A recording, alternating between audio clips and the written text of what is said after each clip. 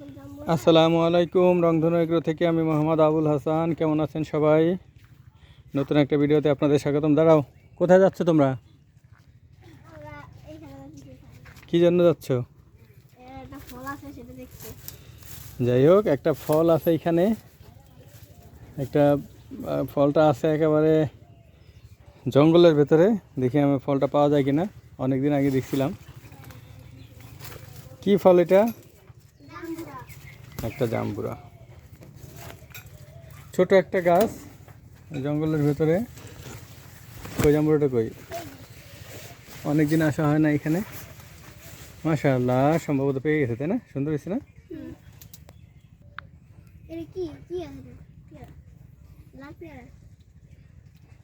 এই জঙ্গলের ভিতরে এই যে একটা জাম্বুরা হয়ে আছে, দেখেন। জঙ্গলের ভিতরে হয়ে থাকলে কালারটা বোঝা যাচ্ছে না, এটা কালারটা একেবারে হলুদ কালার। তো এটা আজকে হারভেস্ট করব। এটার বিশেষত্ব হচ্ছে এই গাছটা হচ্ছে একটা মানে হাইব্রিড জাতীয় থাইল্যান্ডের একটা জাত। এটা আমাদের ছাদ বাগানে এই গাছটা ছিল, তাও ছাদ বাগানে অযত্নে অবহেলার কারণে এটা এটা এখানে নিয়ে আসছিলাম। এখানে নিয়ে এসে মাটিতে রোপণ করা হয়েছিল। তো মাটিতে রোপণ করার পর এখানেও তেমন যত্ন হয় নাই, বাট তারপরেও একটা একটা জাম্বুরা ধরছে। এবার 3-4টা ধরছিল, একটা আছে।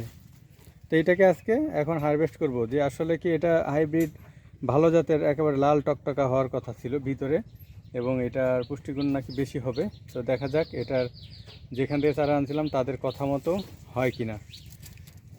মজ নাও, এটা এটা নাও, হারভেস্ট করো, ছিঁড়ে নিয়ে আসো। এই যে রংধনু এগ্রোর, পারবা?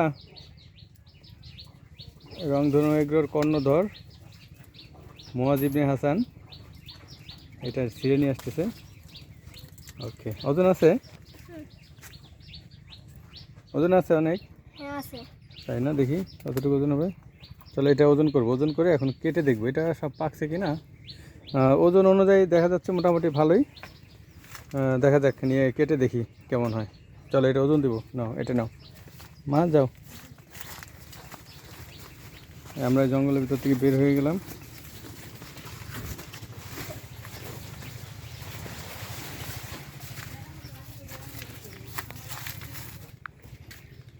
পালাটা নিয়ে আসো। পালা ওখানে থাক, ওখানে থাক।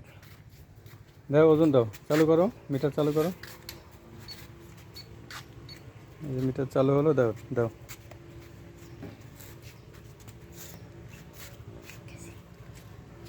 এটা দেওয়ার পরে এটা ওজন বেশি হয় না অবশ্য, 1 কেজি 200 গ্রাম, 1 কেজি 220 গ্রাম। এই যে মিটার দেওয়া হয়েছে, 1 কেজি 220 গ্রাম। দেখি এখন এটাকে কেটে দেখবো এটা আসলে পাকছে কিনা, বা কালার কেমন, ভালো কিনা। যদি মনে করেন যে ভালো কালার ভালো হয়, তারপরে মিষ্টি হয়, তাহলে ইনশাল্লাহ এই গাছ থেকে কলম করে তারপরে জাত উন্নয়নের জন্য অন্য অন্য গাছের সাথে সেটিং করবো ইনশাআল্লাহ। হ্যাঁ মোজ, কাটতে পারবা এখন? তো কাটতে পারবো না, কাটা লাগবে। দেখি কাটো, বিসমিল্লাহ বলে কাটো। বিসমিল্লাহ।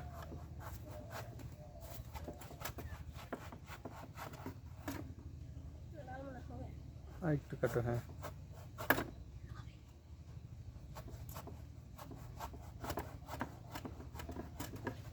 দেখি আমার কাছে তো মাশাআল্লাহ ভালোই হয়েছে, বাতি হয়েছে, বাট লাল তেমনটা না। যেমনটা লাল হওয়ার কথা তেমনটা লাল না। একটু দেখি, একটু কেটে দেখি, তারপর হ্যাঁ খেয়ে দেখি যে কেমন মিষ্টি নাকি। কিন্তু লাল হওয়ার কথা ছিল, লাল হলো না কেন, এটা কমপ্লেন করতে হবে নার্সারিতে। তবে গাছটা অনেকদিন আগে আনা হয়েছে, তো এখন কমপ্লেন নিবে কিনা।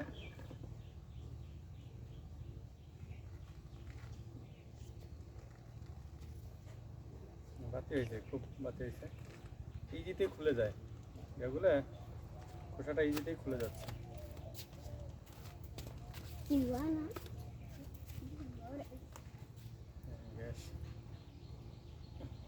চোখে গেলে অনেক জল হয়ে গেল।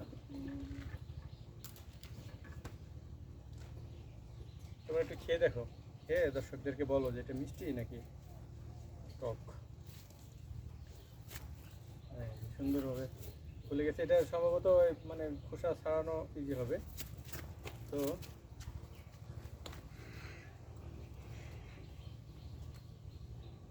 মাছ নাও,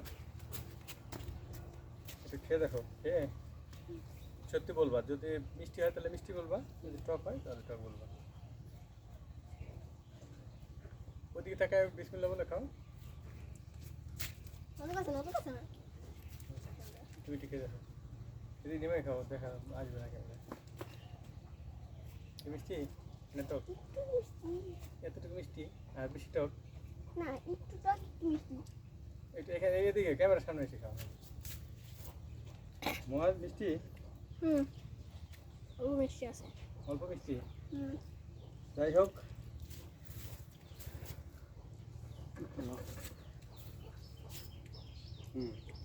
আসলে যেমন মিষ্টি হওয়ার কথা তেমন মিষ্টি না, টকও তেমন না, বাট খাওয়া চলে আর কি। ঠিক আছে, তাহলে তোমরা এটা খেতে থাকো, আমি ভিডিওটা বন্ধ করে দিই। তাহলে অন্য কোনো ভিডিওতে দেখা হবে অন্য কোনো বিষয় নিয়ে। আপনারা সে যাবত ভালো থাকেন, আমাদের সাথে থাকেন। আল্লাহ হাফেজ।